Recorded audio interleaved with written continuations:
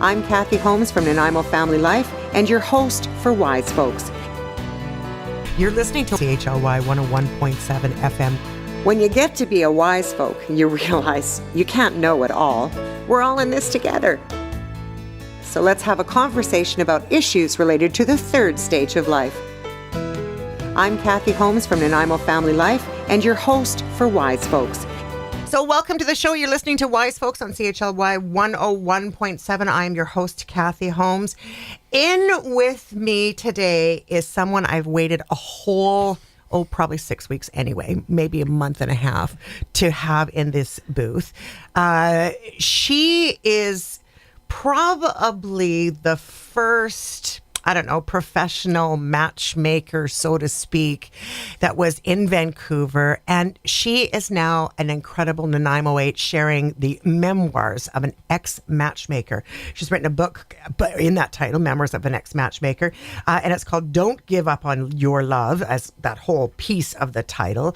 Maryanna Sinclair is with us. And her husband, who I understand is also part of this book, Bernie Hartman, is with us as well, although he's more of the strong, silent type in the very beginning, right? Having said that, welcome to the show. Hey, you guys, I'm glad you're here. Thank you. Thank you for inviting us. Oh, it's such a privilege. I'm so glad you're here.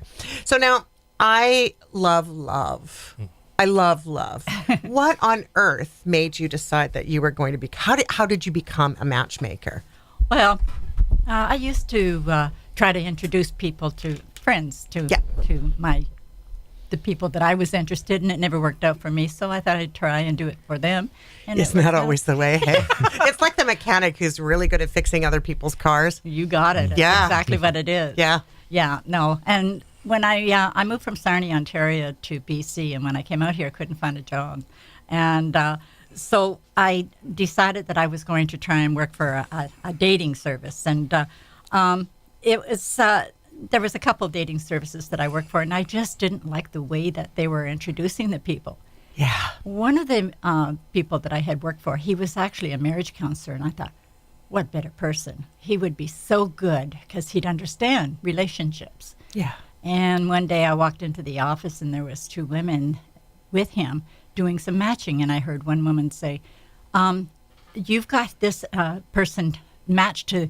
He's from Seattle and she's from Vancouver, and they want somebody in their own cities. And he said, in order for them to get their the amount of dates that they're allowed, just match them. It doesn't matter what age they are or anything. Oh, wow. Just as long as I get that quota. And that's when I thought, I can't deal with this. That's not a matchmaking service when you're doing quotas. That's a sales gig. I mean, really, hey, don't you think, Bernie? That's what they are. There's just sales gig in most cases. They just want to get numbers on their books, and that's it. And really, I suppose love by the numbers is possible. Really, it's a numbers game, I suppose. I think so. But it's more than that. Well, I remember as a salesperson, he came to me one day and he said, so how's the sales going? I said, well, it is an awful lot of money for a lot of people. Yeah. He said, well, next time you go into their home, he said, and they say they can't afford it, start to cry and tell them you can't go back to the office without a sale or you're going to get fired. And I started to laugh thinking he was joking. He wasn't. No, that's old style sales. That was the day I quit. Yeah. Oh, yeah. I mean, that's like vacuum cleaner sales stuff. It is. It's like, okay, let me just go get my boss out of the back room here. And, that's not what love is about. First of all, especially when you're talking about matchmaking, you're talking about a partnership and a creation and a twinkle and chemistry and all of that. And you're quite right, especially... And because you did this how many years ago? 9 years. I did it and started in 1989 and sold it in 1998. Yeah. So 10 years. But almost 10. Almost 10 years. Yeah. Yeah. That's a long time to start seeing people coming in and out and around and about.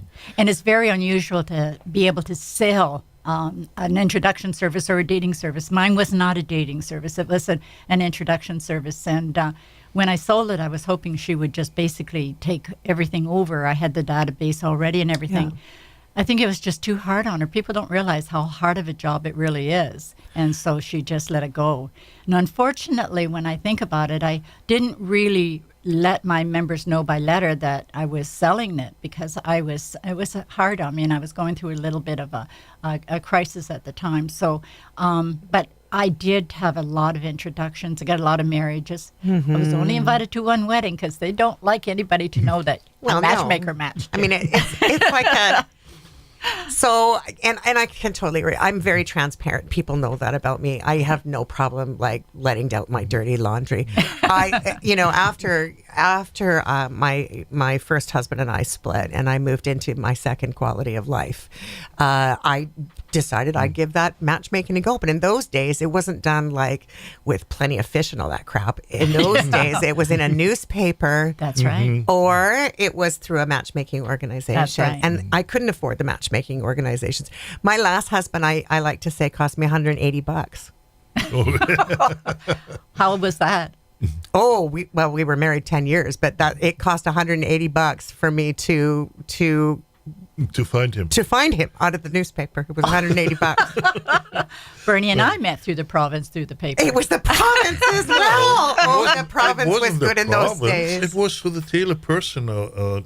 Yeah, in the province. The Daily Personals was a page in the province that I don't even think they have anymore. And No. now it's Craigslist, and it's Yeah, I just think so. not at all like. That's a dangerous thing, but it used to be in the province was a once a week like find love kind of thing, and so You might find it funny. So when I did my little article, a little speech about who I was, and I had just sold the service because I promised myself I would never date any of my members. It's hard sometimes. I bet. I'm sorry, but there's a little bit of yum that comes through the door. And I don't hear it. Yeah. A little bit of yum goes a long, long way. Yeah, there's some stories I've got on that sure. too. But I said in my little speech, and gentlemen, you'll be really interested to find out what kind of business I just sold. Well, Bernie thought I was a house cleaner. And he thought all I was going to do was brag about house cleaning. Oh, my goodness. Yeah, for the rest of your life, talking about house cleaning and this and that. Oh, my goodness. No, I wasn't interested. I guess not. I mean, it's nice that somebody does the housework, but really, Yeah. Oh, my heavens. So did you place the ad then, Bernie, or did Maryanna? I did. Or did you both? Well, we both did in a way. It was through a telephone service of some sort. Yeah. And you dialed a certain number, and then in my case, the females would leave their introduction. You had a 2-minute introduction time, and you would leave your introduction. And in her introduction, it was, well, you gentlemen, you would be interested in my previous business. And I thought, oh my goodness, here we're talking about house cleaning or God knows what else, and I wasn't really interested. Well, in my introduction, it was like, I am from the old school, and I'm a gentleman. I still open the door for you, etc., etc. Still does. Yeah, I love that. So best part of every good man is Absolutely. that. Yeah. So after 3 days, there was nothing new coming in, and I had all set up, electronic setup with recording and what have you. Anyway, long story short, after 3 days... No, you have to back up. You had a recording set up? They're reel to reel. Oh, okay. So you had it reel to reel, so you were wanting to replay it over and over? Everything. You do not really hear everything. You don't hear the Right. nuance. You don't hear sometimes you have to read between the lines, between the words, and so on. And that's why I had the electronic recording going on at the time, and just to find out and so on. So, like I said, there wasn't anything coming in. I thought, oh, well, give that a try, might as well. And so I called her up and introduced myself to her, and then we started talking on the telephone. Now, the funny part was when we started talking on the telephone, a few minutes in the conversation, she would say, oh, hold up, there's somebody else on the other line. Feast or famine. Yes. So I would wait patiently, as of course I am, and then we talk again. A few minutes later, oh, hold on, there's somebody else on the other line. So half an hour talking, there were about 10 interruptions. And I do not know. I just Honey pie, I'm just saying, good girl. Eventually, but and then after I don't know how many telephone conversations we had, we talked on the telephone a lot of times, and then one day she asked me, "Well, do you have a fax machine?" Now that was before computer and all email, you name it, all this stuff that was in the 96, 98. Yeah. So, and I said, yes, I do have a fax machine. So she sent me a picture over. Well, unfortunately, I have a thermal paper fax machine. Came out that picture was black. Black as the ace of spades, you bet. Black. Yeah, you can't see anything on it. So I called her up again and asked, this picture is black. And she said, don't worry about it. I'll just a gray tone and you will get a new picture. And sure enough, a good picture came up and I looked at it. And that's when I couldn't help myself. Quickly, I went to the telephone, dialed her number. Baby, you have wonderful feet. I want to meet you. I screamed into the telephone. This day, I do not know why she didn't hang up. Believe me. I groaned inwardly, thinking, "What in the name of God have I got myself into?" No kidding. well, especially because honestly, the faxes back then, like the fax phone 8, the Canons and all that stuff, you didn't get a very clear picture. No. Not at all. No. Even if when it came out black, the other ones would But still. Kathy, you know what? There was something in you. He framed that picture and he's got it over his desk today. Is that right? Yep. It's still there. Oh my God. So I'm feeling the love. When did you know? We have talked about it. I have to tell you. Yeah, no, you tell. Okay, sweetie. So when he came, first of all, we had tried to meet, and he went to one A&W, I went to another, and we thought, okay, it's not going to work out. So he called me. And, of course, being a matchmaker, I know how hard it is for people, So I said, he said, maybe this is a bad omen. And I said, no, let's give it another try. So he said, look, Maryanna, you're in an apartment building. I know I can find out where you live. And why don't I just come there? And I said, okay, I'll be waiting outside. What I didn't realize at the time is that he did a run, sort of just a practice run to see where I was so he wouldn't be late. Oh, yeah, you stalked her. Yeah. No, it wasn't you stalking. just went around the block. I just wanted to know where it is so that I know how much time I need. Of course, you were planning it. Yeah. As he lived in Surrey, I lived in Burnaby, and he forgot about the traffic. Oh. So he was late. And it's funny because I saw his vehicle coming down, and I was parked on the wrong side. So I was on the left-hand side. So he goes to the left-hand side, and I thought, oh my God, if the police come around, they're going to get him. So I jumped into the truck where he was driving a truck at the time, and he pushes these flowers at me and said, "Here, these are for you."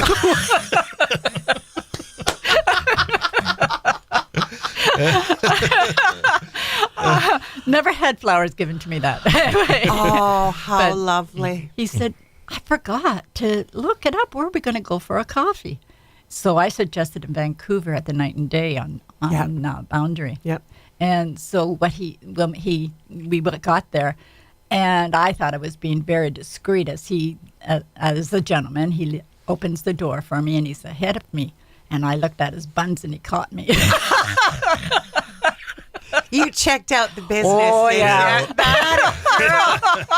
It was the first time she saw me standing, so it was the first time she saw my height and whatever, Wow. Yeah. But wasn't it his was height a I big was look looking at, up and Kathy. down. You have to check, though. You really do. You have do. You have to check. Nothing wrong with a little eye candy. I agree. Just saying. So so you finally meet. You're together in the, you're checking out his goose gas. All is good. Yes. You sit down, you have a cup of coffee, and you tell him that you're a matchmaker.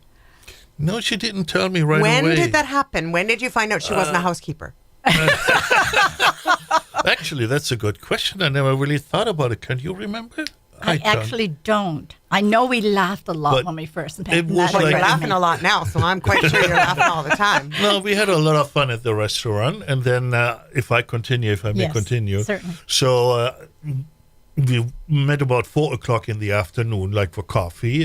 But as we were talking and laughing and what have you, it became quickly dinner time. And I said, well, come, let's go and have dinner. No. So I ordered something to eat. She ordered something to eat. She ordered Caesar salad. And the waitress went away, and then all of a sudden, I could see it. A light went up. A light, a bright light. And she said, Bernie, would you like some Caesar salad? Now, I know there was some trouble. I didn't really understand what it was at the garlic. time. because of the garlic. Of course. She would have garlic on her breath, and she wanted me to have garlic on my breath. Of course. That if we kiss, That's right. And especially if it's a really good like first I said, date.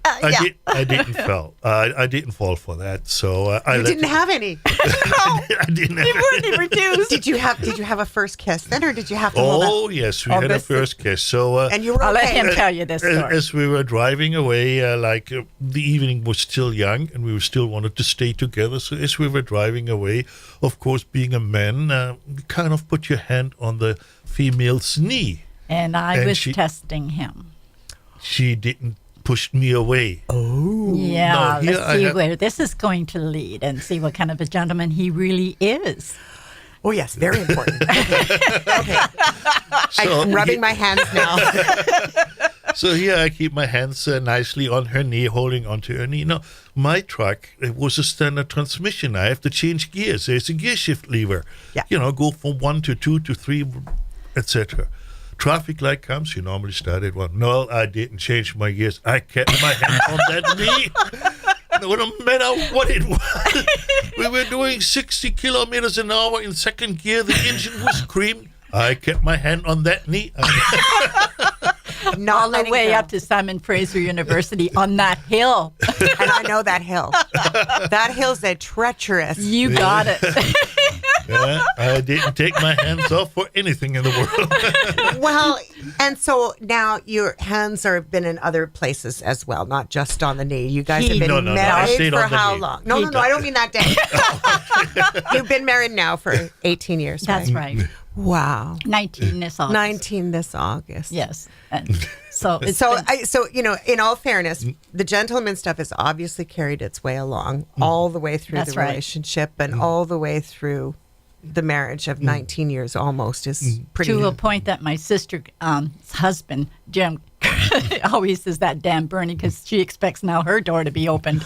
Well, and I'm sorry, but I'm all over that. I think that it is the most important thing. You have to be a gentleman. Gentleman, Absolutely. it's just chivalry is not dead. It should never ever be dead. And just because women are more capable, perhaps, than they once were thought to be of doing things, that does not mean that good sense, good manners, good respect, and dignity and elegance is gone. It's like, get her done. I want the door open for me. We're going to take a quick break in conversation. I'm having so much fun. Just a few days after Valentine's Day to listen to Maryanna and Bernie talk about their love story, and for them to talk about the book that she has written called Memoirs of an Ex-Matchmaker. Don't give up on your love. We've got so much more to talk about. But before we do that, we're going to have a little bit of a break in conversation with Naomi Kavka, Slammed Doors and Severance, which doesn't exactly fit what I thought this conversation was going to do. But hey, a good tune's a good tune. This one's Let's Begin. And that was Naomi Kavka, Slammed Doors and Severance. This is a folk tune that came out quite a while ago, 2017, and sometime in February, March, April, May, somewhere like that. Just a lovely, lovely CD. Another great Canadian musician. We're always great to have some fabulous, fabulous music to share with you. We'll hear more from her a little bit later on. Before we do, though, you are listening to Wise Folks on CHLY 101.7 FM right here in beautiful Nanaimo. I understand that the snow is going to be coming back a little bit later on this afternoon, so I do invite you to be a wise folk in your neighborhood. Make sure that if there's an older adult in your community that doesn't normally get a little extra attention, go take care of the driveway. Make sure the stairs are clean. Help them out. Bring them a bowl of soup. Do something. If that snow is going to hold people up, remember they might not be able to get around as easily. So please help your neighbors out. Another thing that's come up is the Medical Cannabis Conference. Nanaimo Family Life Association is very, very excited to bring education and information to our community about a very controversial conversation.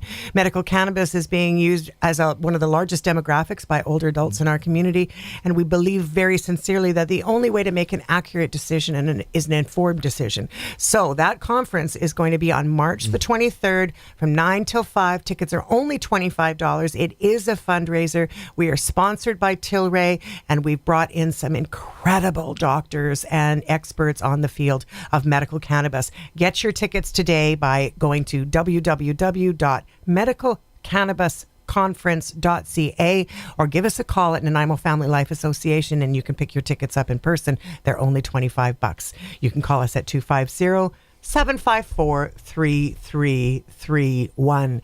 Speaking of calling in, do you have a question about love? I always have questions about love. I have questions about everything.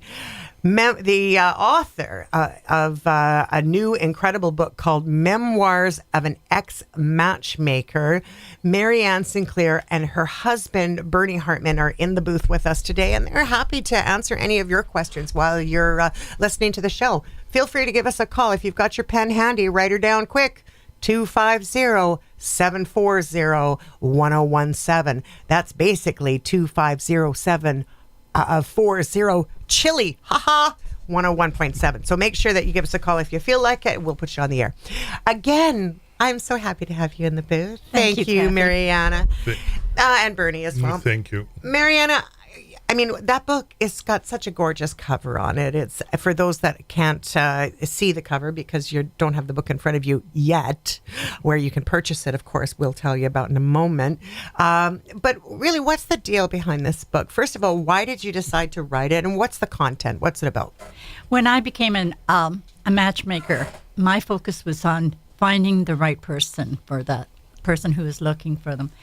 And that's what my purpose is now.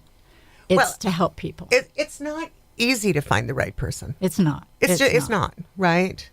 How much in the way, what can somebody expect when they're looking from a matchmaker's perspective? I mean, it's one thing from the lay person that goes out and dates. From a matchmaker's point of view, how long does it really take to find the partner?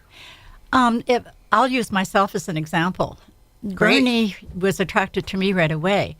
And because I was still scared of relationships, I'd seen so many negative ones as a matchmaker, I basically ran. And he kept coming back with flowers. I mean, what woman? Oh, Bernie. Smooth. Yeah, very smooth. The neighbor still hates me. It's a good thing. It's a good thing. And so, I wanted to help people. And then, as I said, when I met Bernie, I always describe it as it was like peeling an onion, layer at a time. Yes. And if you really know when I decided I wanted to know more about him was when he had these patches of paint patches all around his living room, and they were all yellow.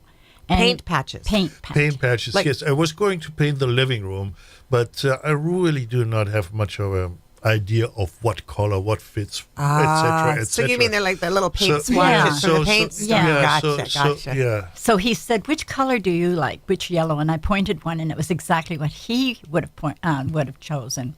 So he phoned me and he said, "Maryanna, I've done the living room and I painted it, and I would like you to help me put the pictures back up on the wall."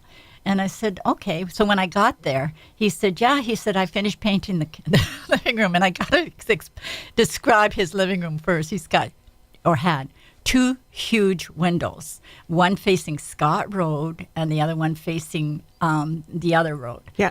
And he said, I painted it in the nude. He said, but my feet were cold, so I kept my socks on. Do you realize? Oh, no. I couldn't believe it. I thought, oh, my God, I got to get to know him more. Not that way, of course. But you had socks on. So I had cold feet. But I didn't want to get my clothes dirty. That's why I kept everything off. And I'm kind of thinking, like, when I think about cold feet, it's like, pardon the pun. In all fairness, right? No, it wasn't cold feet with her. It was just cold feet on the floor. It was just, It would be interesting. I wish I could have gotten to know the neighbors and see if anybody ever saw it. Kidding. Oh, my gosh, that's hilarious. And he's kept me laughing every day since then. No kidding. And have you changed the pictures? Is it still a yellow house, or have you? We moved. Yeah. That was in Surrey. Yeah. Well, of course, as you move, you're here now. What am I doing? Sorry, it's the first day with my new brain. I didn't say it was attached properly. Good. A little bit of a loose bucket. How awesome. So when did you know he was the one?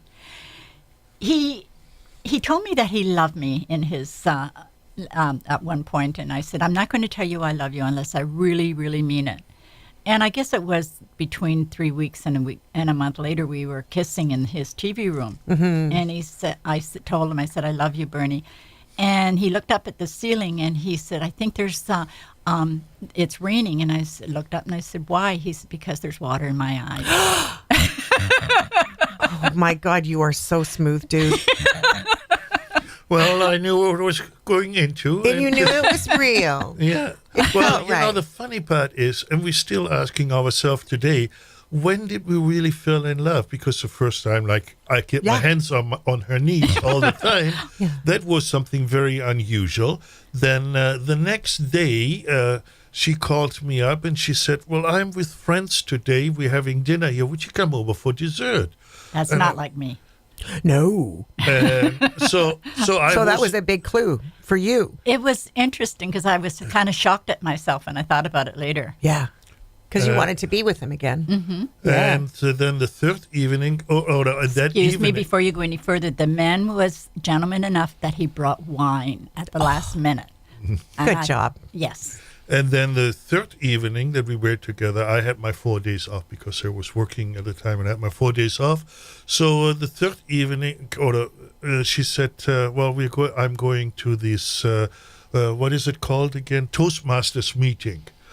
And I'm a curious fellow, so hey, if I can come along, I really would like to see them. Well, she said, okay, come along. We sat in nearly the last row, and we were close together, and we were laughing and giggling and doing all sorts of... And the poor people on the podium, they were sweating because we were laughing. They were sweating. It's Toastmasters.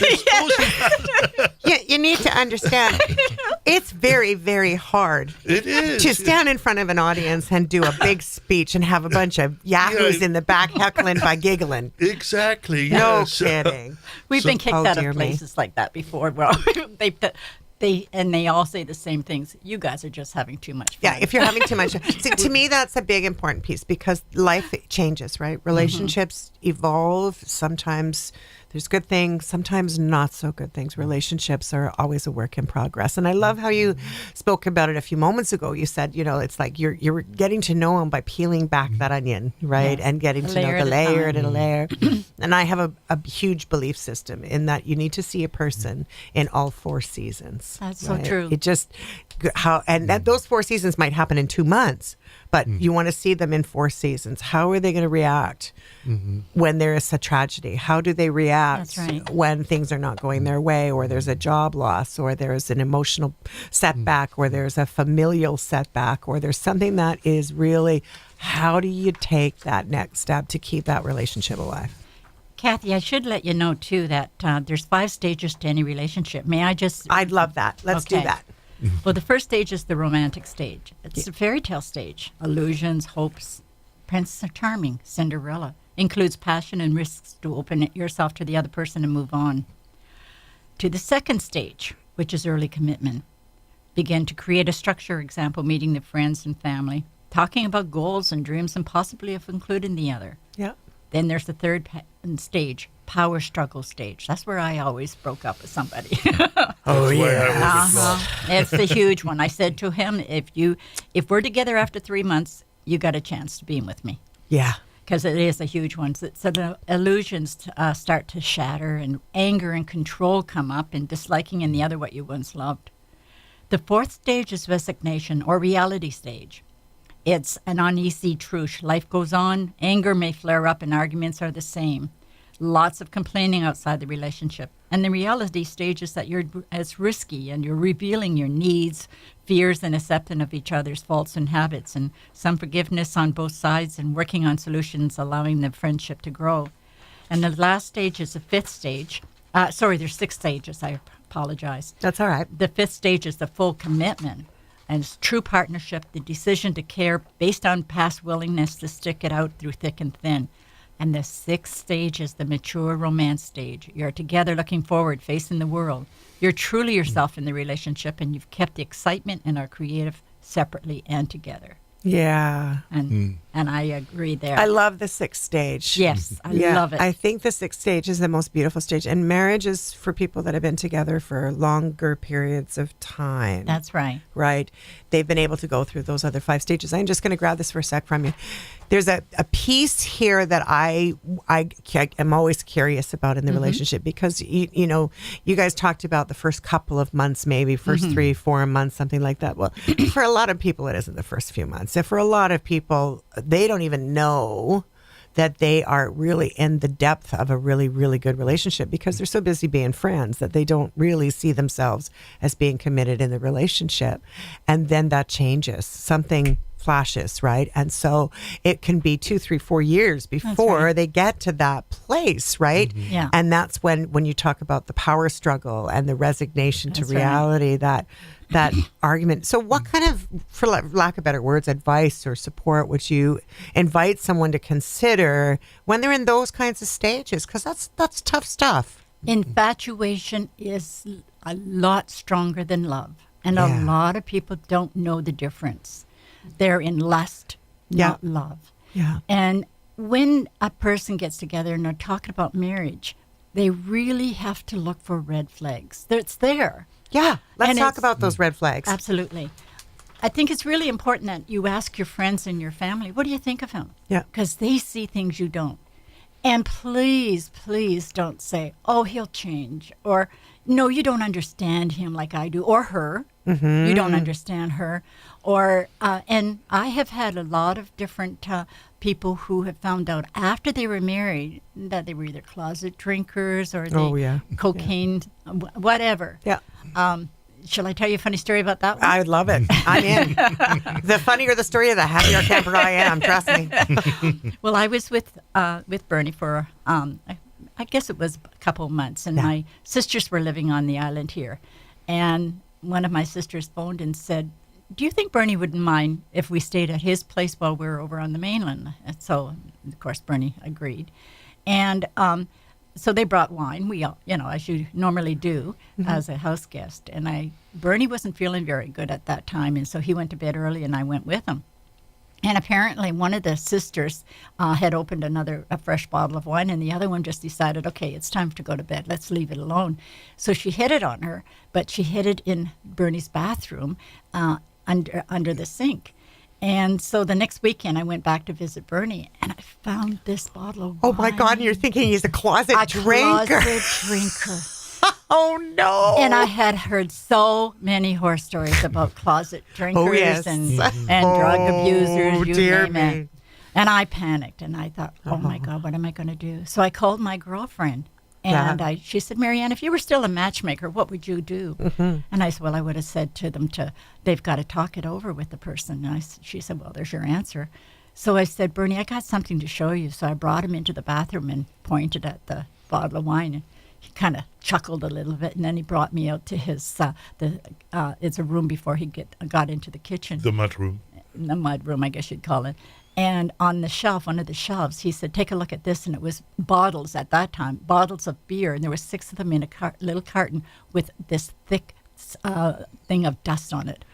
And he said, that's how much I drink. Wow. But I thought, oh, my God, I knew he was too good to be true. But that must have been frightening in the beginning because, you know. For her, it was a shock. I'm sure it was. For me, well, I knew. Well, and when you know yourself and you're okay. But I'm with you on that one because unfortunately, not just for myself, but many of the people that I work with through Nanaimo Family Life Association, we work with people who are very often in trauma. We're known for our counseling. We're known for our support. And I can't tell you how often, without going into any details, how often people have come in and said, you know, I need some support. This life that I thought I was going to live, the minute the ring was on my hand, my world changed. Yes, I've heard that. And because it does happen, right? I've had one girlfriend that her third husband tried to poison her, and he's in jail now. Oh my gosh! That's one of my stories in my book. But look for the red flags, and you know what I did with my. I had a profile, and I would ask a question one way. And then without them realizing it, I would ask another way. So to see if it was a similar answer. Sure. Yeah. That's a great idea. Also, if there's a possibility, some people can do it, some can't, where you kind of stand on the outside and look in as if you're looking at that particular stage. And sometimes you can say, oh, I didn't realize I was so uptight with this person. Mm-hmm. And, look at his eyes. There's something, he's hiding something, or she's hiding something. Yeah. I love the story about when Bernie started dating someone, and they were going past a window. Isn't that, honey, with the jewelry store? Oh, yeah. When I was looking after my divorce, I was, of course, looking for somebody to live with again, and I found this lady, and we went to Gastown, and we went past this jewelry store, and she saw this whatever ring, diamond, of probably ring, and when I get married, I'm gonna have this kind of a ring, and there was a red flag. That's a flag. And then someone later while we were together, she was saying, my Visa card is maxed out, but before I get married, I will have paid everything off. And, well, sorry, my dear lady, I'm not going for this. No. You that's stay right. away from it. If these are the red flags that Maryanna is talking about. They're physical red flags in a sense, but they are red flags, and it gives you a kind of an insight of the character of that person. And I also think that we can't underestimate that the connection between people, right? That's right. If it feels too good to be true, chances are it is. As a possibility. Right? It's chances are. Not saying that the possibility isn't going to work as it did in your favor, Right. but we have to look at it realistically. You have to be objective. If your stomach is talking to you, that instinct piece, Oh, yes. and your little voice is saying, there's something that's just not.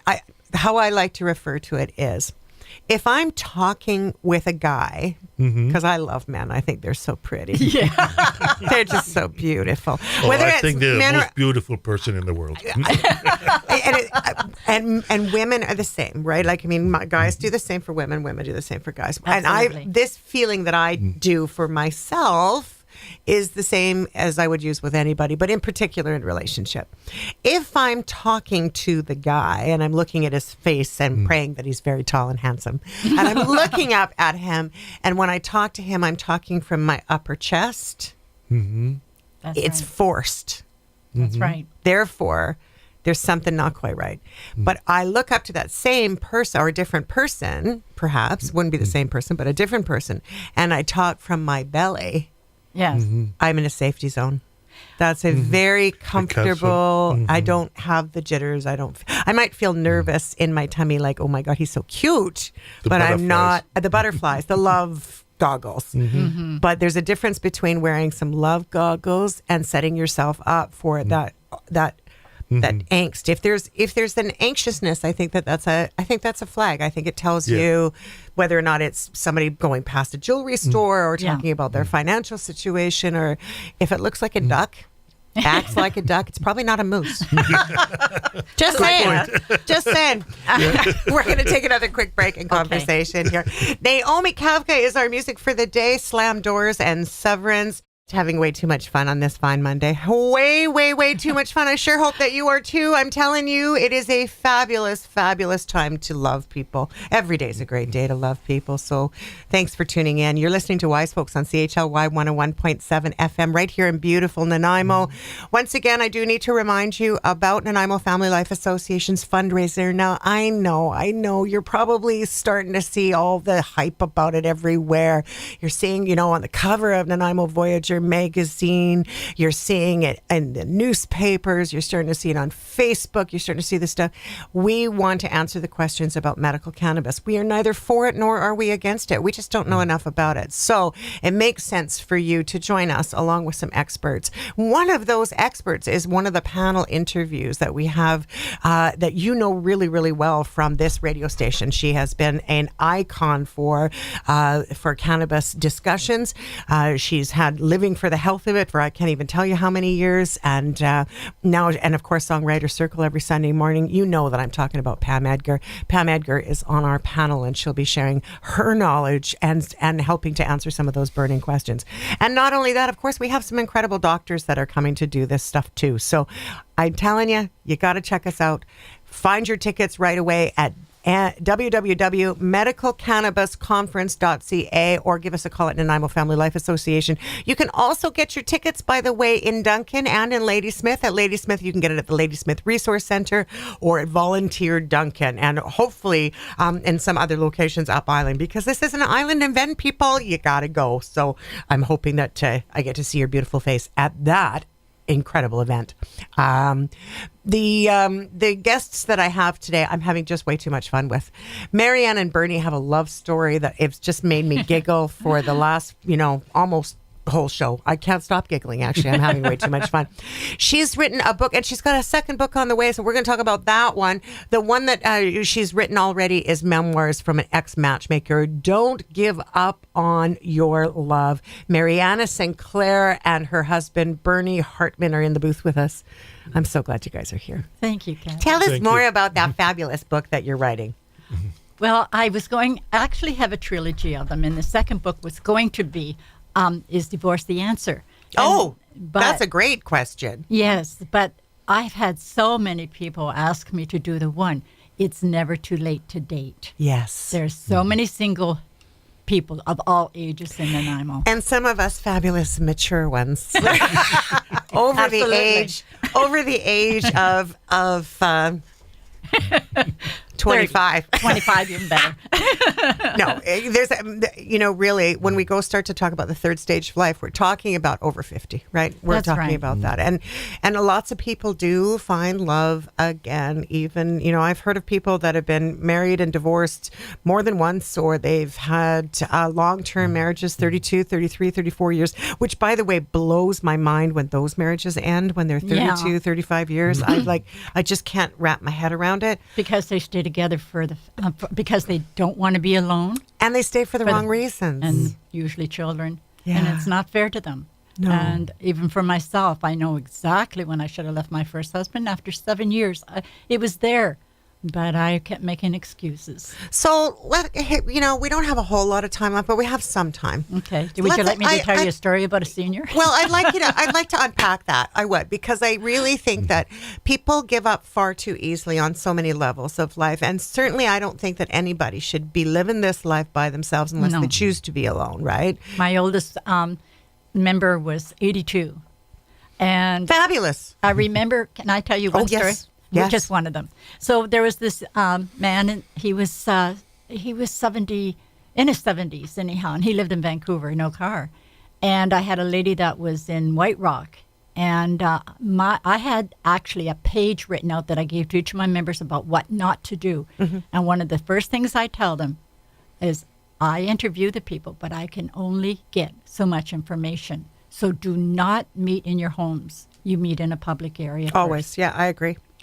She didn't listen to me, so she invited him home for lunch, and she was in a trailer. She was living in a nice trailer. And she had lunch ready, and they were in the living room eating off the coffee table. And she picked him up from the Greyhound in those days, and brought him to her home. And so as they were sitting there, he put his hand on her knee, and she said, "Take your hand off of my knee." And he takes it off, and a couple of minutes later, he puts it on again. She said, "I told you, take your hand off my knee, and if you do that again, I'm taking you back to the bus."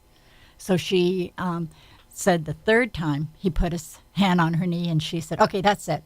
I'm taking you back to the bus. Get going." So they get into her car, and on the way to the Greyhound bus, he said, "Would you like to touch my bum?" Oh, my gosh. "I have a really nice bum." She said, "No." Oh, my gosh. She said, "No, I don't want to touch your bum." "Are you sure?" He kept this up all the way to the bus station. So goodness. So when she gets back, she calls me, of course, and she said, "Where the hell did you get him?" And I said, "Why? What happened?" Now, as a matchmaker, you have to diffuse some of these people. Indeed, of course, yes. So I said, "Why? What happened?" And she told me the situation. I said, "Wait a minute. Are you telling me that he actually asked you to touch his bum?" And she said, "Yes."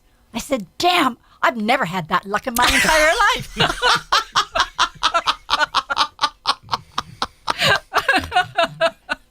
Oh, my goodness. needless to say, she just kind of laughed. And the other one I love is the same thing where I got somebody, I had introduced this, they were both seniors, and he had gone to pick her up, and he said, called me the next day after they had met and said, "Where the hell did you get her?" And I said, "Why? What happened?" He said, she was 81, by the way. He said, she no sooner entered my car than she tried to jump my bones. Oh, my goodness. I said, you should be so lucky. So I have a little one too, but I'm not going to go into the details because anybody who knows me knows who I'm talking about. So I have to be really careful. But let's just say that there's this certain 94-year-old Air Force Marine, Air Force Marine. That's not the same context. Ex-Air Force pilot, who's madly in love with an 84-year-old woman, and I have witnessed, he can hardly stand, and I've witnessed chasing her around the kitchen to get a kiss. I'm just saying, it's never too late. I do have a story that I've written. Yes. This is actually from my book that I'm just starting to write right now, and it is about a lady that Bernie and I had met on a cruise ship. And forgive me, I'm trying to look this up with all my notes here, and her name was Claire. And here we go. Is it okay if I read this? Oh, yeah. Okay. My husband, Bernie, and I were on a cruise, and were assigned to sit with Claire as one of our dinner companions. Claire was a young 68 on the heavy side. When I first noticed her, I didn't see past her appearance and didn't see her beauty from within at first. It was when she started talking about her life that she became animated, and I was able to see the twinkling in her eyes. In one of our conversations, she disclosed that even though she was on the cruise with 2 other friends, she had a fiancé waiting for her at home. That a girl. Sorry. She was a character that you couldn't help but like with her sense of humor, and she wore many different hats every time we saw her. When she found out that I used to be a matchmaker, she told me her story. She told me that she felt she was the most unlikely person that Larry would have chosen. Larry was a young 84, and when she showed me a picture of a good-looking man, her face lit up. When she mentioned his name, she said he was swimming with her friends when he walked in the senior center. She could hear her friends buzzing about the good-looking man that entered the pool. She said they were all clucking like hens drawn to a rooster. She didn't feel he would even look at her, so she just kept floating in the water and ignoring the hen session. So it was a surprise when he asked her what her name was.